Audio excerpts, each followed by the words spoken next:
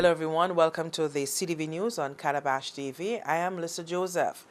Though the nays were barely audible in the House of Assembly last Thursday when the final count was taken on the motion for the House to pass the review of the constituency boundaries report, one member who vigorously debated against the motion has sought legal action to halt the process. Parliamentary Representative for Castries South East, Guy Joseph, has filed an injunction in the High Court against the Boundaries Commission, which recently approved the realignment of constituency boundaries. The action, which was filed on the 17th of February 2015, seeks to restrain the Governor-General through the Attorney General from making any order on proclamation for a period of 14 days.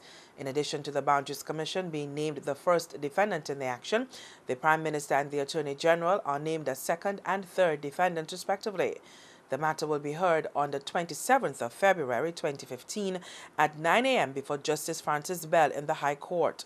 The Constituency Boundaries Commission has recommended that the number of constituencies to be increased from 17 to 21.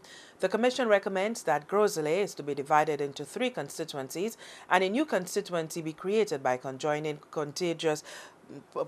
part of Babonneau, Castries North and Castries East to reduce the size of those constituencies.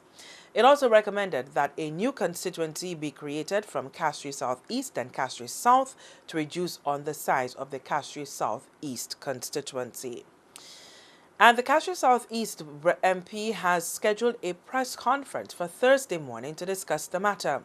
The political leader of the United Workers' Party, Alan Chastney, says the UWP is not party to the action. However, the executive will meet to decide on whether the party should participate as a claimant. Mr. Chastney nonetheless says the question of autonomy where the commission is concerned remains to be answered. Section 3711 of the Constitution says that the commission ought to remain autonomous and should not be influenced by any individual or by any authority. It also is recognized that the commissioners, once they are appointed, in order for them to be fired, Section 6, 7, and 8 of 57 says that they have to go through a tribunal process to be fired. This is a process that is normally reserved for judges. And the reason for that is in order to ensure the independence of those commissioners. So while we may have the perception doesn't make it right. The fact is that they are supposed to remain autonomous, that the rulings and the findings of the authority are meant to be impartial, and beyond reproach. So we are not in any way, or I should say that Guy Joseph in no way, is challenging the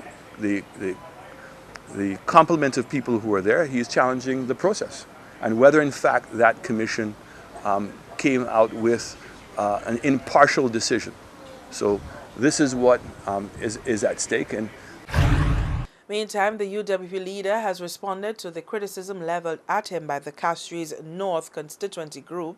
The UWP branch issued a statement this week accusing Mr. Chastney of engaging in cheap and out-of-place talk in the media. Alan Chastney had called on MP Stevenson King to make known his intentions soon for the upcoming elections, whether he planned on running on a UWP ticket. The constituency group said such comment will further divide in the party, but Alan Chastney says he is simply trying to get the UWP on a firm footing as it prepares for the general elections. I believe that my comments were fair and measured. I made no personal accusations about the Honorable Stevenson King, who's a man who has done Heman's work in our party, a person who I have the most tremendous amount of respect for.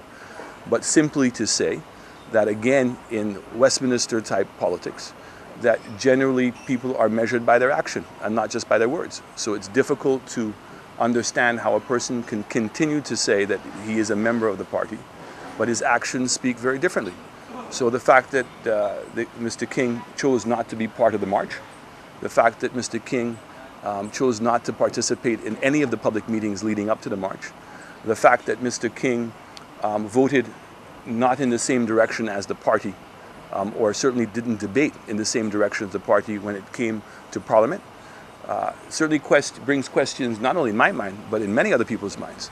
But this is an issue that he needs to resolve with his constituency, because in our party system, the constituency is responsible for selecting and nominating, well, I shouldn't say selecting, but nominating a candidate, and that the final selection is done by the National Council. And I'm only hoping that when that time comes, which ought to be very soon, that he is able to resolve these own conflicts. In other political news, this time in the region, after hours of waiting for official election results, confusion in some quarters, and a concession from 20-year-old head of state Dr. Denzel Douglas, St. Kitts Nevis saw a new Prime Minister take the oath of office Wednesday. Newly elected Prime Minister of the Federation of St. Kitts Nevis, Dr. Timothy Harris of the People Labour Party and the Team Unity Coalition, was sworn in by the country's current Governor General, Sir Edmund Wickham Lawrence. The man whose hurriedly signed proclamation to change the electoral boundaries prior to the recent election was suspended by the London Privy Council. The opposition had a hard fight involving the court to secure victory, and UWP leader Herin Senusha Aden Chasney says the St. Kitts Nevis election is a teaching moment for the entire region. We all who are in support of democracy in this country, we all who are in support of strong oppositions, want to applaud the Unity Party for their tenacity in pursuing these things to the end. And I think that on behalf of the United Workers' Party, I want to congratulate them on a job well done.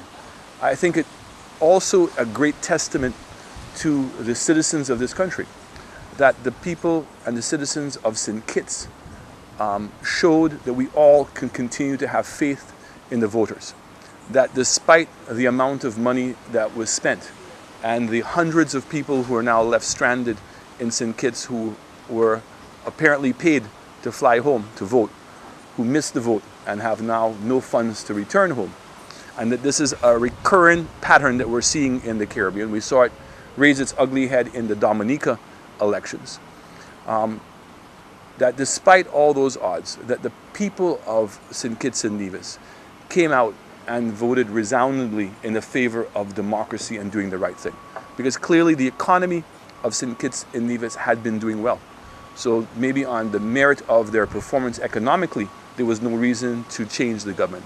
But clearly on the morality of the government, there was a clear reason to do so, and that the people chose morality over economic benefit. So